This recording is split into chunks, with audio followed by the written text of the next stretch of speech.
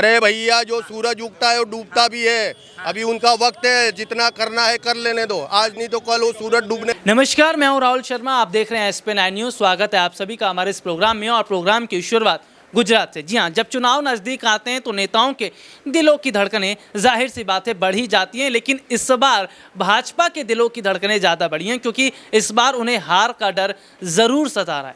क्योंकि चुनाव से पहले के माहौल ने ये बहुत बड़े हद तक तस्वीर को साफ कर दिया है कि गुजरात में इस बार भाजपा की कहीं जगह नहीं है।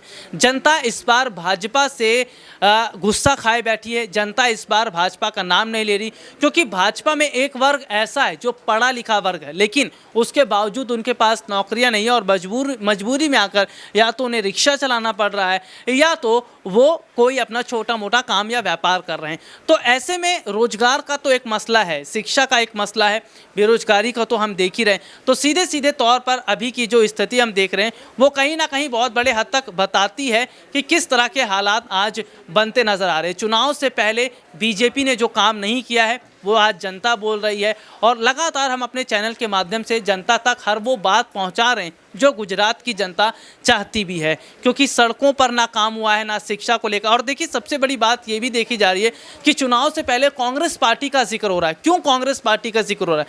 ये वो कांग्रेस पार्टी है जिसने देश में 70 साल राज किया।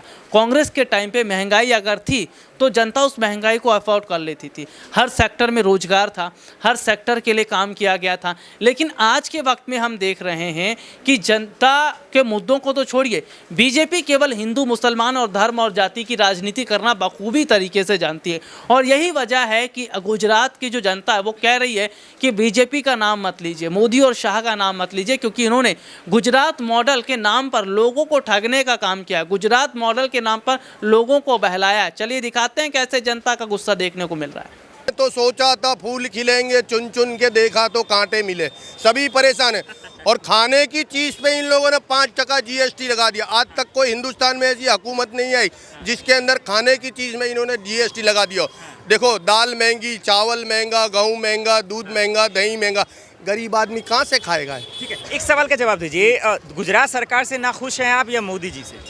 गुजरात सरकार से या पूरी बीजेपी की लॉबी से नाखुश है। देखो, बिल्किस बानो के केस के अंदर 6 इंसान को मर गए, रेपिस्ट, उनको बाहर निकाल दिया। बोलते वो अच्छे, वो आदमी कैसे अच्छा हो सकता है? आम आदमी पार्टी या फिर कांग्रेस जो है कहाँ प्रोटेस्ट की आवाज कहाँ उठा रही है? आम आदमी प्रोटेस्ट नहीं उठा रही, लेकिन कांग्रेस ने तो आवाज उठाया भैया। कांग्रेस उठा रही है।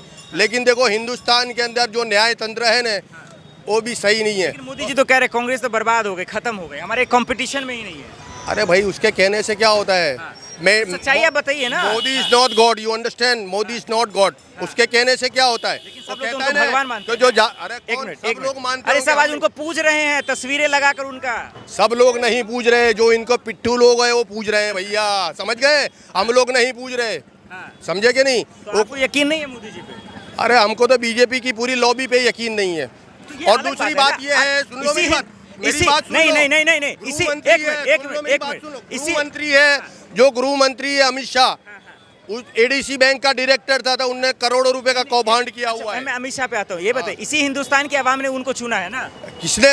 इसी हिंदुस्तान की आवाम ने ना। तो पब्लिक को जानकारी नहीं है, इसीलिए चुन के रख दिया है। करोड़ों रुपए का ADC बैंक का करोड़ों का कौभांड किया, उसको देश का इन लोगों ने गृह मंत्री बना दिया है, समझे कि नहीं? जनता ने नहीं बनाया। जनता ने कहा बनाया है यार, ये लोग अंदर अंदर ही सब घालमेल करते हैं। अभी मोरबी हादसा हुआ है, कैसे देख रहे हैं, कितना फर्क पड़ेगा? मोरबी हादसे के अंदर भी सब इन लोग ऑल करप्टेड, इतना भ्रष्टाचार है कि जिसकी कोई सीमा नहीं है, समझे?